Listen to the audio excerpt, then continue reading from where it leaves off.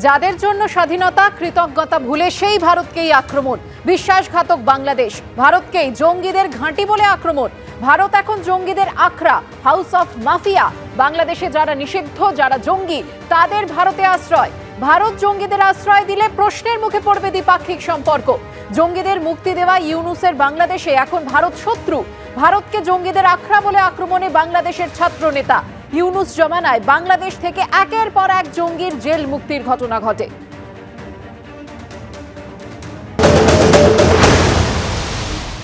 আমরা ভারতকে বলতে চাই, ভারত এখন বর্তমানে হচ্ছে জঙ্গিবাদের একটি আশ্রয়স্থল হিসেবে ভারত পরিচিত হচ্ছে। ভারত জঙ্গিবাদকে পৃষ্ঠপোষকতা দিচ্ছে। Bharat house of terror, house of mafia হিসেবে ভারত পরিচিত হচ্ছে। আপনারা দেখবেন বাংলাদেশে যাদেরকে নিষিদ্ধ করা হয়েছে, যাদেরকে জঙ্গি হিসেবে নিষিদ্ধ করা হয়েছে, ভারত তাদেরকে আশ্রয় দিচ্ছে। সুতরাং এই ভারত যাদেরকে আশ্রয় দিচ্ছে তাদেরকে আমরা জঙ্গি হিসেবে দেখি, এবং যেহেতু এই জঙ্গিরা বাংলাদেশের সার্বভৌমত্ব এবং অখণ্ডতার প্রতি হুমকি হিসেবে তারা বিবেচিত হয়, সুতরাং ভারত যদি জঙ্গিদেরকে আশ্রয় দেয়, তাদেরকে পৃষ্ঠপোষকতা করে, তাদেরকে অর্থায়ন করে, তাদেরকে ডিপ্লোম্যাটিকভাবে ফ্যাসিলিটেট করে, তাহলে ভারতের সাথে আমাদের পরবর্তী যে সম্পর্কটি, এই সম্পর্কটি কিন্তু প্রশ্নবিদ্ধ হবে। তবে এই প্রথম নয়, একাধিকবার বাংলাদেশের নেতৃত্বের মুখে উঠে এসেছে ভারতকে দেওয়া হুমকি এবং হুঁশিয়ারির কথা।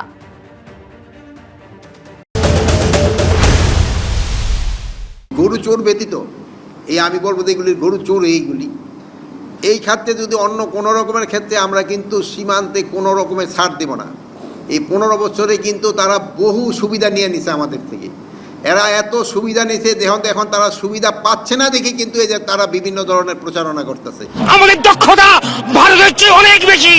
একবার সাহস করে আমার দেশকে যুদ্ধ করবে, আমরা বলে দিচ্ছি 4 দিনের মধ্যে আমরা কলকাতা দখল করে নেব। আমরা দখল করে নেব। মোদীজি, অমিতজি এবং রাজনাথ সিংজি, আপনারা বাংলাদেশ সেনাবাহিনী যেটা দেখেছেন 72 সালের, সেই সেনাবাহিনী এখন আর নাই।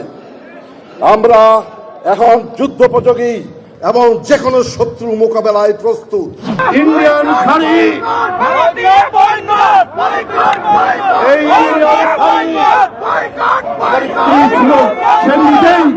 সেই নিজেই এই শাড়ি দিয়েছে। এইটা আজকে আপনাদের সামনে ছুঁড়ে ফেললাম। আমরাও দাবি করব আমাদের নবাব সিরাজউদ্দৌলার বাংলা, বিহার, উড়িষ্যা ফেরত দাও আমাদেরকে। ভারতীয় আগ্রাসনের বিরুদ্ধে আমরা জনগণকে ঐক্যবদ্ধ করে আগরতলার অভিমুখে আখাউড়া পর্যন্ত আমরা লং মার্চের ঘোষণা দিচ্ছি।